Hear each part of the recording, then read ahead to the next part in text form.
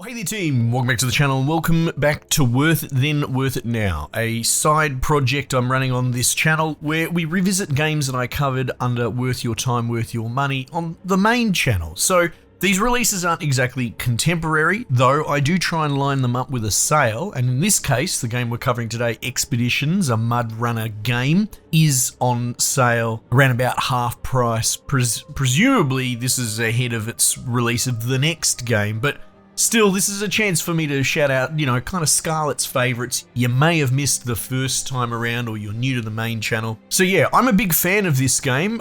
It's had mixed reviews ever since its release, so there's arguably a little bit of controversy around this release. I'll unpack the history lesson for you really quickly. So this is developed by Saber Interactive, published by Focus Entertainment. So these guys have been doing the MudRunner series for a little while. The first one was MudRunner, which was very much a proof of concept, much smaller scale, jankier, but the idea was it was kind of like puzzle solving, but within the scope of big rigs trying to move and transport all sorts of stuff, from logs to cargo crates, from a point A to point B. And the adversarial component is, nature, horrible roads, muds, waterways, blockages, and using a whole suite of, winches and all that, but ultimately fighting against the sheer tonnage, weight, and lack of maneuverability of even off-road vehicles.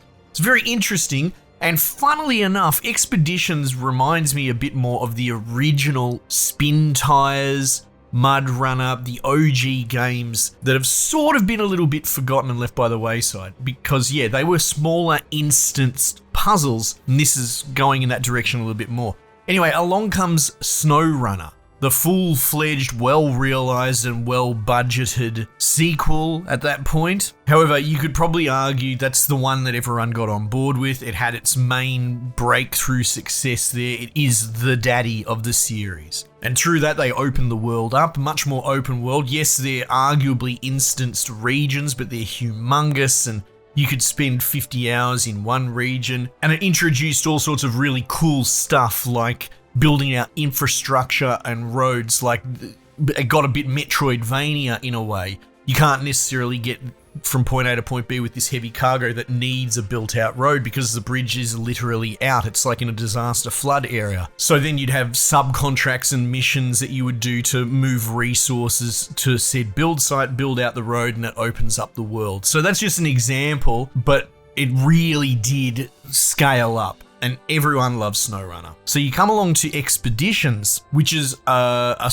more experimental, bordering on spin-off, though I think it's probably still asking the same price SnowRunner asked when it came out, leaning into a more exploration, preparation, run-based instanced puzzler, a la like MudRunners before it. And my take as a big fan of the series is that a lot of people got on board SnowRunner and they kind of wanted SnowRunner 2. Bit odd, honestly, given that SnowRunner's got like 10 seasons of content. Like, within what that game is, it just keeps providing. And I feel like a lot of my fellow gamers might be a little bit more conditioned to just hoover up sequel after sequel. So I appreciate that they experimented and did something here. However, it seems to have missed for a lot of people that just want more SnowRunner. And just to put a bow on this little history lesson, the next game coming up is Roadcraft, and that's probably about 4 weeks away at the time of this recording. And that leans into yet another sort of sub-spin-off part of SnowRunner, in that the infrastructure building, like the bridges. So I haven't really looked at Roadcraft because I'm very excited, and once I'm hyped and I know I'm on board, I just cover it when it comes out. But yeah, in that it's more about, laying asphalt and concrete and building actual roads and infrastructure with bulldozers and that sort of thing. So very cool, but staying in fashion with the idea of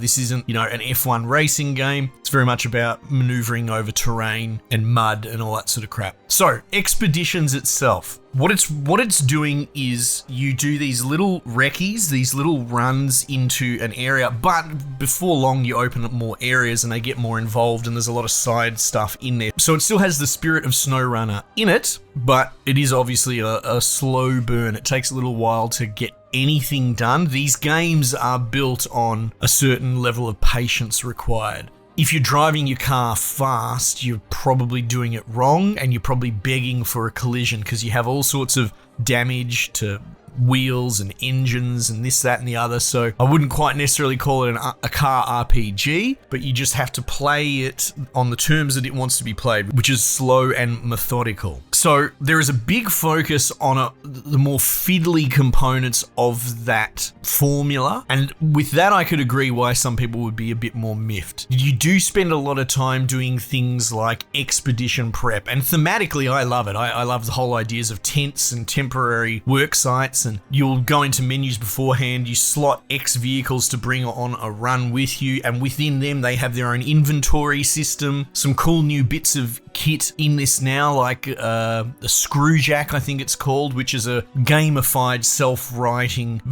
item. So if you roll your truck and you can't get your wheels on the ground, you can use that up, and it's only got a couple of uses, so it's a bit of a get out of jail free. And then you've got these sort of anchor points that you can drill into the ground so you can manually winch if you need to, if there's no trees or anything like that around. Being that the setting here is often a bit more barren, a bit more desert. So you've got kind of these consumables and you want to plan ahead. Do I load up on that and spare parts, extra fuel? There's a battery system now because you've got drones, you've got water depth sensors, radars that help you dig out all sorts of things. So it's very gadgety and inventory focused, and from that, the menu system already compounds upon a pretty complex menu system. As far as like your sort of crash gearbox, you're in automatic by default. You don't really have gears in the sense of any other game, 1 through 5. You've got automatic, you've got forced reverse.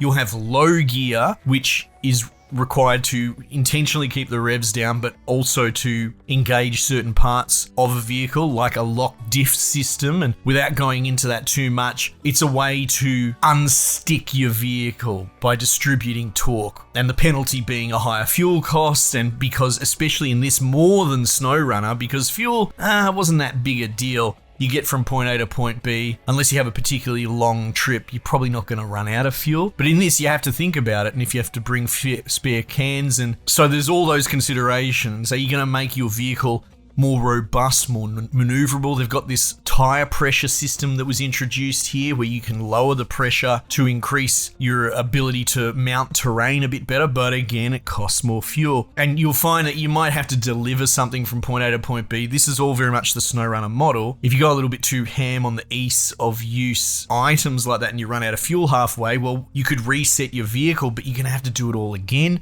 Or you can drive another vehicle out as like a sort of recovery system, and that's where co-op can come into it, so you can kind of fuel truck out to get that thing moving. But yeah, look, I am in two minds. I understand how we get to a place where this gets mixed reviews, arguably because SnowRunner was so successful. And I'm not saying that the people that are critical of this for being a bit more fiddly and feeling that the experiment didn't quite land, that's fine, you can be upset about it. But personally, it's not enough for me to mark it down as a bad game or a bad endeavor. The other side of the equation would be as if they just put out SnowRunner 2, 3, 4, 5 and stop experimenting, and then they're just behaving like the rest of the mainstream industry doing blue chip safe sequel releases. So I appreciate that they did something strange. Roadcraft, again, seems very experimental and different for them, going into construction machinery. However, I kind of feel like they might have struck lightning a bit with that, and it will have more mainstream appeal than this. Anyway, look, this is definitely worth picking up on sale. If you're even fleetingly curious about puzzle solving,